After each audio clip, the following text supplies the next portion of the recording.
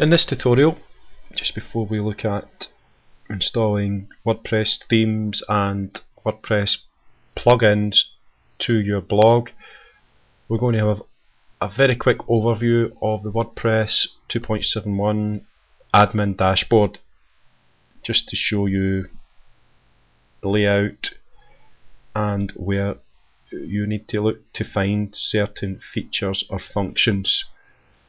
So if you go to your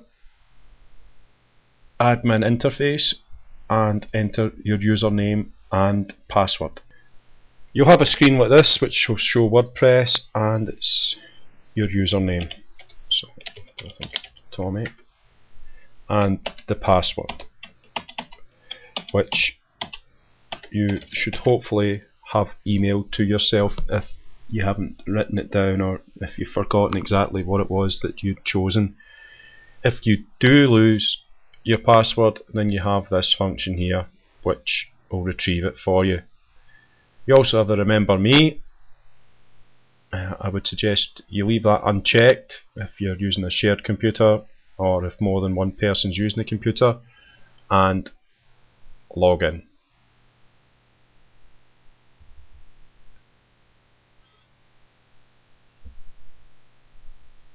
Just take a moment, and there we go. Now this is the admin dashboard for version 2.7, which is currently 2.71.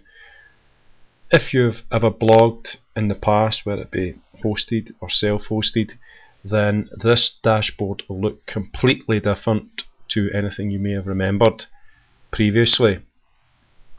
In December 2008, after taking on board users' feedback and suggestions, WordPress overhauled their admin dashboard interface, and this is what it will look like initially. What I'll show you firstly, you have screen options, and click this, and along the top you'll see recent comments, incoming links, plugins, quick press, recent drafts, WordPress, other WordPress news. If you unclick them, then as you'll see, they'll disappear from your dashboard and won't be shown on the screen. So you can customize very quickly initially things that you may want to see, whether it be the plugins or quick press, recent drafts. It's entirely up to yourself, but you can customize your dashboard very quickly just by using this feature. So if you uncheck it, it will disappear. If you check it, it will appear within your dashboard, and just click that and that will disappear. What we have is, right now at a glance, you can see how many posts, pages, approved, pending comments. It's shown that the theme currently is a default classic one. There's no widgets. You've got your quick press where you can enter title, post, enter your content, tags, which we'll look at a later tutorial, save draft and publish. So that's if you were wanting to very quickly enter a post. What you can also do is you can customize your dashboard and move things about. So as you see, I've moved that from here, slip it in there, and that's another feature that you can now use. So you can move things about. Again, you may well be right-handed, left-handed, or whatever your personal preferences might well be.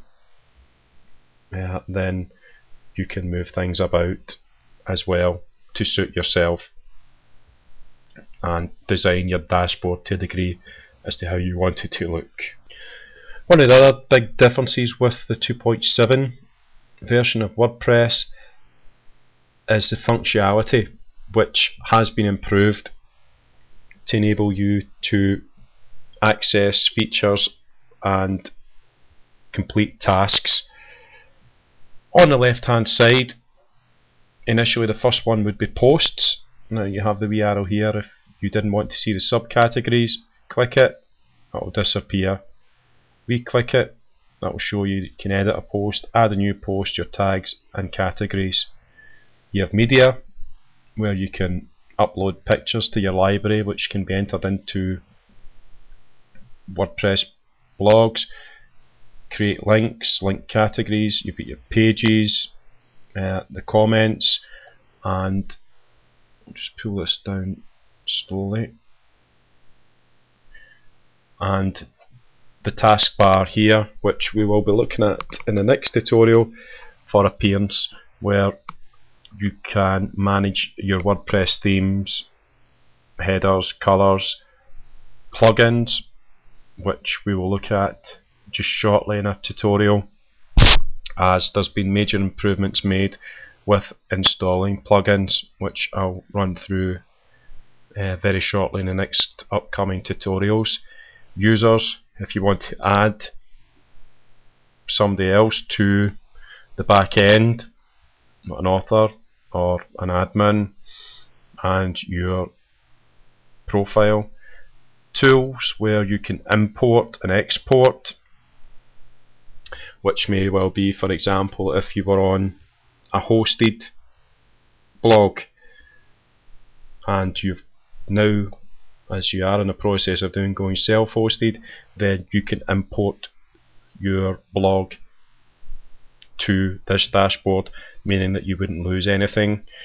And also you've got the upgrade, which will be for any future upgrades to WordPress.